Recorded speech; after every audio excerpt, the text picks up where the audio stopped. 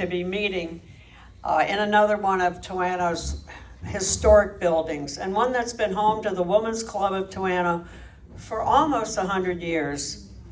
And I've been asked to tell you the story of how this club and this building came to be, and maybe give you a little bit of history over the years. And this story I'm going to tell you starts with a simple realization made over a century ago by a group of determined women in Toano. The story starts in the early 1900s, when this was a bustling town, as we've heard these stories, center of commerce and services. But in 1915, a group of women looked around this bustling town and said, we could do more for this town.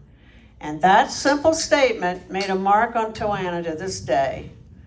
Now, the context of this statement is that in 1915, middle-class women in small-town America generally occupied a respected but carefully defined social position, mostly centered on home and family. Daily life involved substantial domestic labor. And while paid employment was not as common for married women, some worked in areas like teaching and did clerical work, worked in their family businesses or on family farms. So it was for many women that it was church activities and local women's clubs that provided some social influence and intellectual engagement, even though they didn't have much legal or political power. Women wouldn't even have the right to vote until 1920. So it was in this context, where a woman's role in society was much more narrowly defined than it is now, that a group of 7 women decided they could do more for the town, and they made plans to do something about it. That year, members of the Literary Club founded what was originally called the Home Demonstration Club. Their mission was practical and community-focused. They didn't start with speeches or slogans. They started with shrubbery. They planted shrubs at the school because they understood that progress begins by improving the place right in front of you. From there, they gathered regularly at the school and began to identify needs in the community. They raised funds to bring electricity and a water system to the school.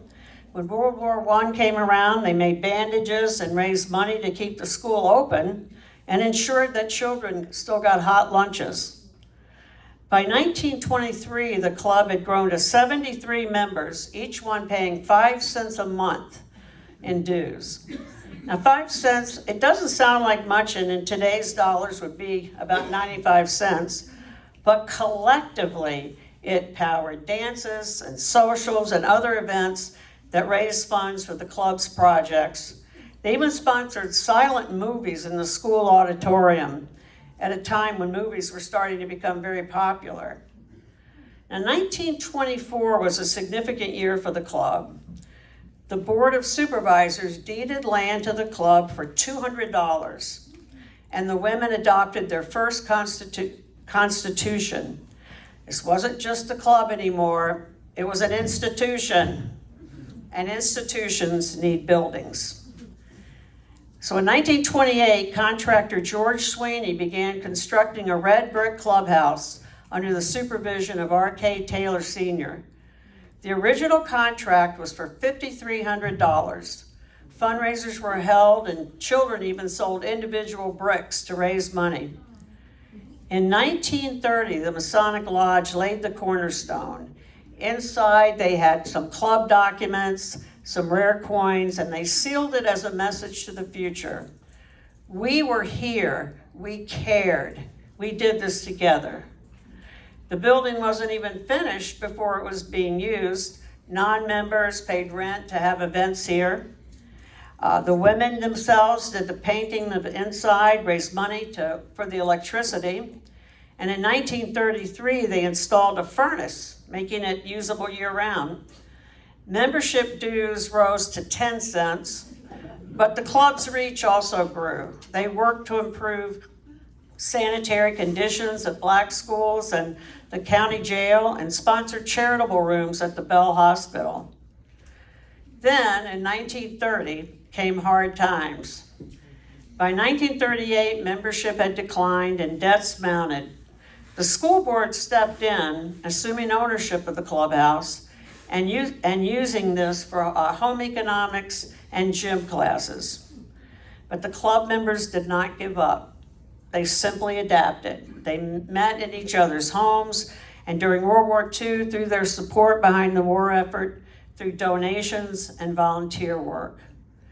After the war, the club's charitable mission continued, and in the 1950s, their persistence paid off. The club reclaimed its building, leasing it for 40 years at $1 per year. Renovations followed, meetings resumed, and in 1966, the women officially purchased the clubhouse outright. Once again, it belonged to them. From that point on, the Women's Club of Toano became a venue for community events, fundraisers, and gatherings like Halloween parties and the country Christmas sales. And it remains a popular site today for family celebrations and organizational gatherings. So tonight, I think we should honor and remember the 7 known founders of this club. And I'm sure you'll recognize some of these prominent names from Toano at the time.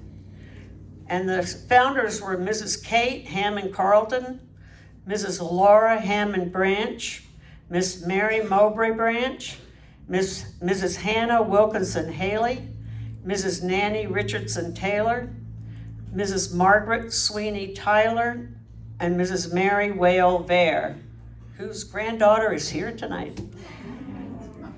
So the vision and hard work of these women to create the Women's Club of Toano stands as their legacy. For 111 years, this club has quietly influenced this village through action, service, and perseverance. And the clubhouse, where we're meeting tonight, it's more than a building, it's a monument. It's a monument to what happens when women see a need and decide to do something about it.